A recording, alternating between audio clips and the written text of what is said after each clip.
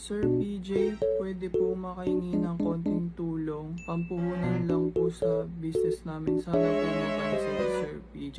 Ayun guys, may tutulungan po tayo ngayon na isang supporter po sa mga video natin. Tatry ko pong magbigay ng konting tulong para po makapag-start po siya ng business. So, sasendan ko po siya ngayon ng Gcash. Bali, i-blur ko na lang po yung number para po sa privacy niya rin. Lahat po ng mga kikitain ko is ibabalik ko lang rin po sa inyo para po makabigay po ako ng tulong.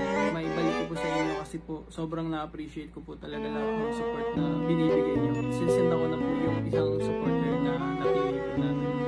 Ito po guys. Yan.